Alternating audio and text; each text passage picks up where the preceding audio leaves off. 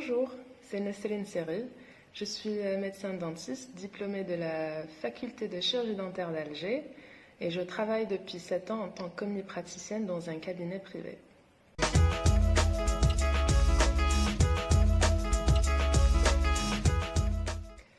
Le confinement, je le passe à la maison. Je travaille au cabinet 2 fois par semaine pour prendre en charge les urgences. Sinon, je reste active en faisant du télétravail à la maison pour essayer de soulager certains patients. Et aussi, je m'occupe en faisant du sport ou en regardant des séries, comme tout le monde.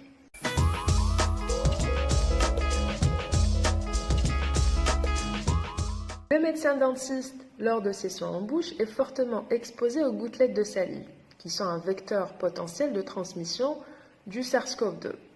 Donc les instruments qu'on utilise pour les soins de caries et de tartrage vont diffuser ces gouttelettes de salive dans l'air et donc vont contaminer l'air, ce qui va fortement exposer le médecin dentiste, son équipe soignante et aussi les surfaces environnantes.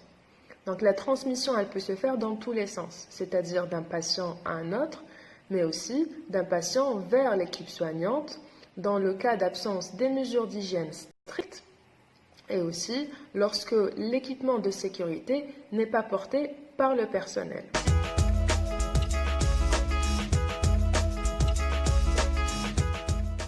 Les cabinets dentaires ont été fermés suite au passage au stade 3 de la pandémie, ce qui veut dire que le virus circule dans toute la population.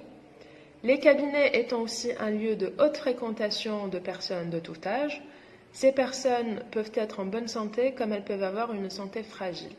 Donc afin de limiter la transmission au sein du cabinet, les rendez-vous non urgents ont été reportés à une date ultérieure.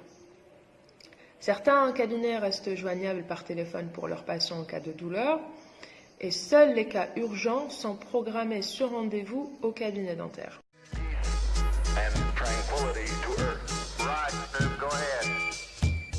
Les cas d'urgence dentaire ont été bien définis.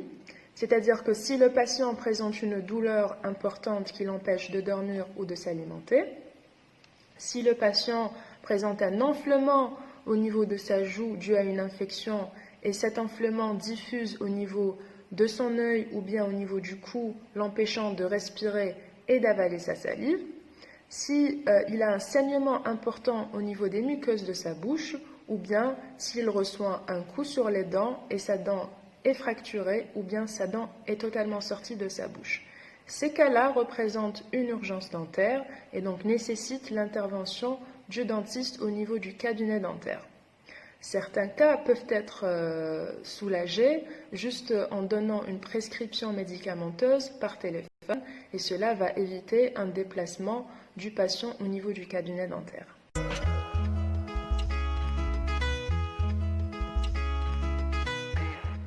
Alors le mot de la fin, je vous demande juste de prendre bien soin de vous et de rester positif en attendant que cette pandémie passe.